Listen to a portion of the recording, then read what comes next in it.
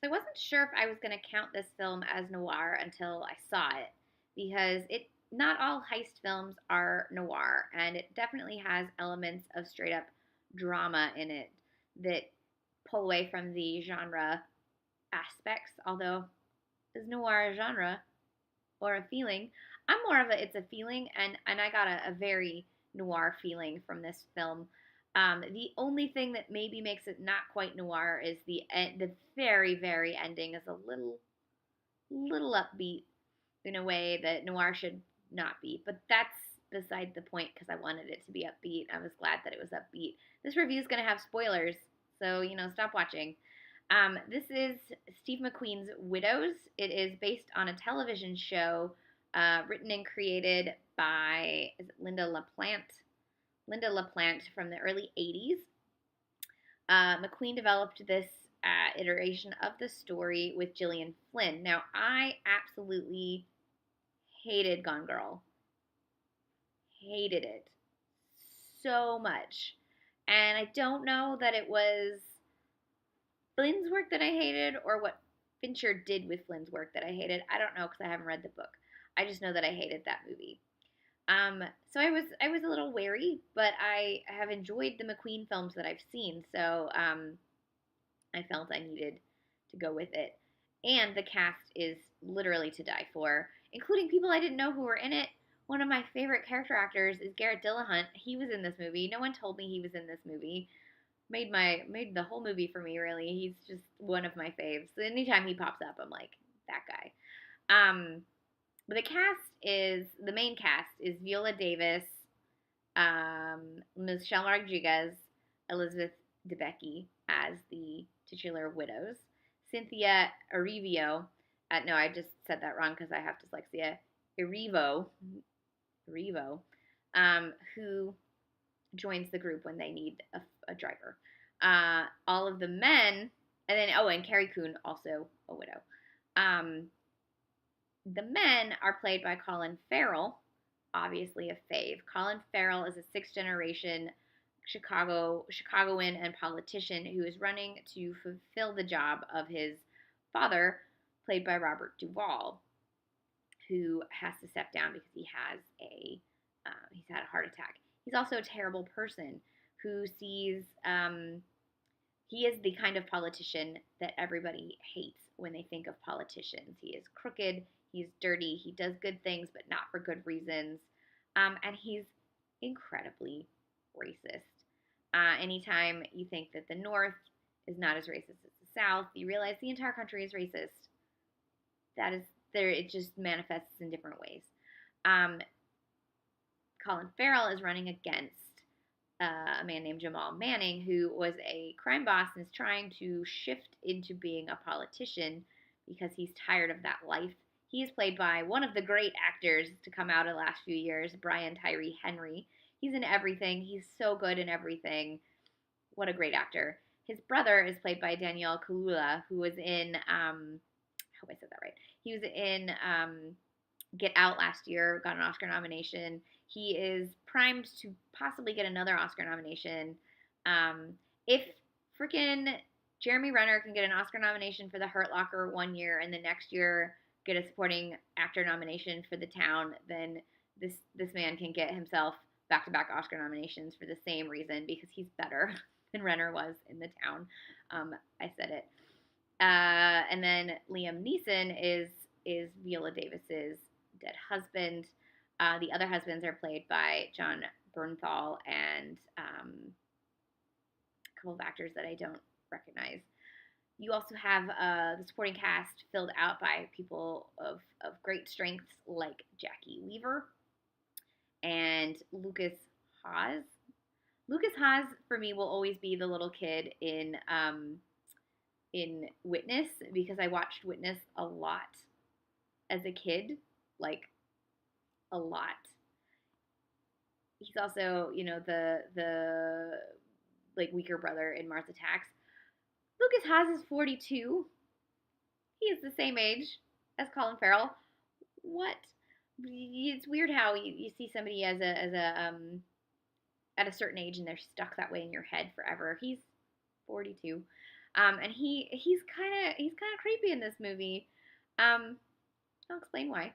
So the widows are left sort of with a mess to clean up. Viola Davis's character, she was married to the head guy. He now has stolen $2 million from Jamal Manning, who is Colin Farrell's political opponent. Very important.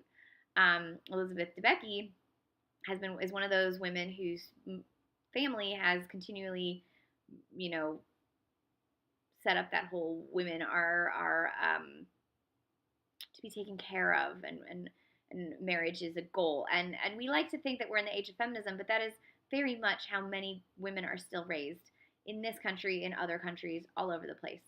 That's still a way of life for a lot of people. She finds um, freedom eventually, which is great. But before then, she becomes very basically a high end call girl to Lucas Haas's character. But in doing that, she comes to terms with the fact that her life is her own in a way that she never really understood before or was able to express before. She also shows in plotting the rest of the plot of the film that she had a lot more to offer to the world than she was ever allowed to showcase.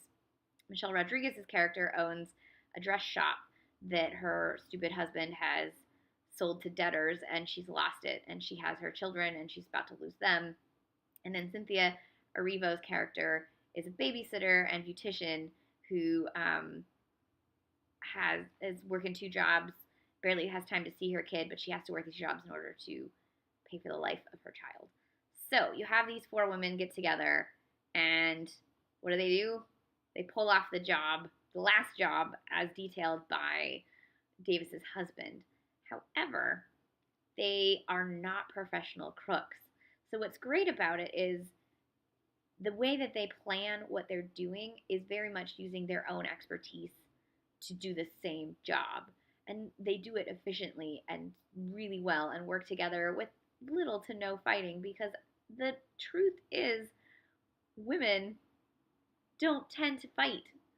They don't have egos. They don't, I mean, I'm making generalizations here, but I've always had better luck working with a group of women than I ever will with a group of men, and or seeing men try to work together. There's just,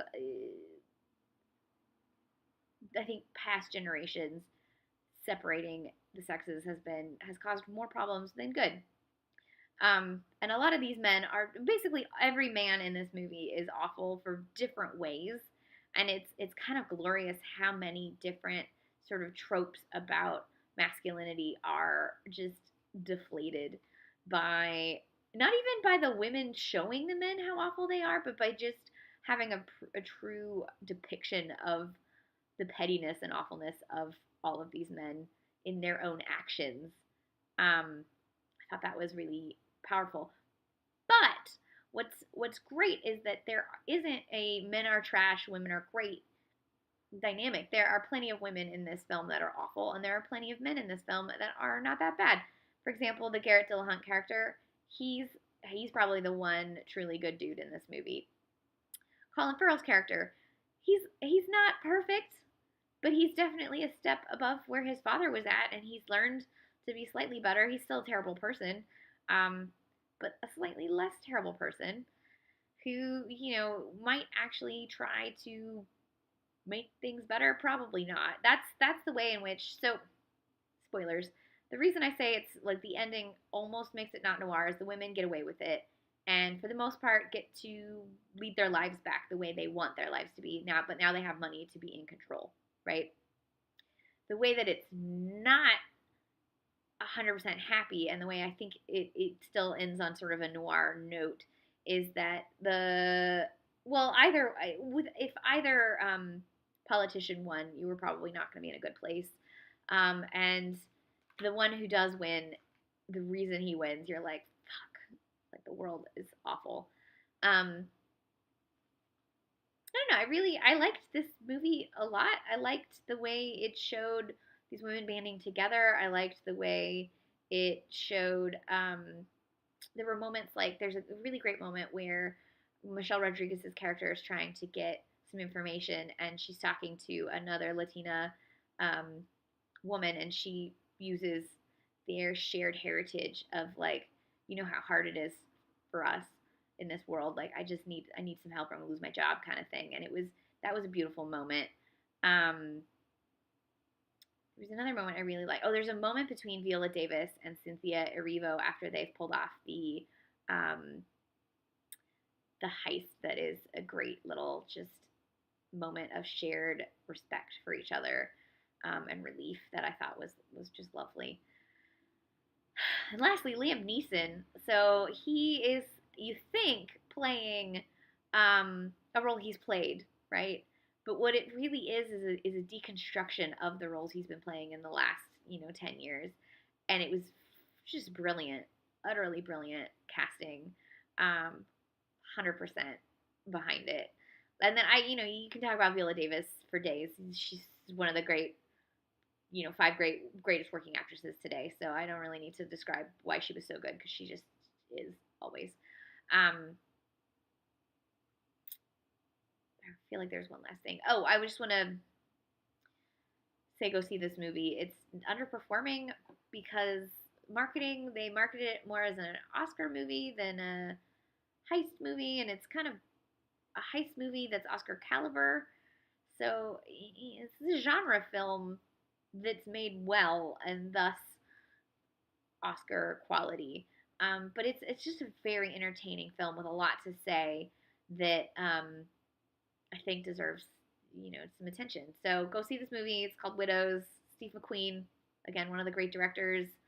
He's got a point of view and he puts it in his movies, and he's not afraid to show people as they really are, and I think that is wonderful. Especially because he's able to show people as they really are in the trappings of fanciful um, Hollywood film. That's brilliant. So Steve McQueen's Widows, it's in theaters right now. You should check it out.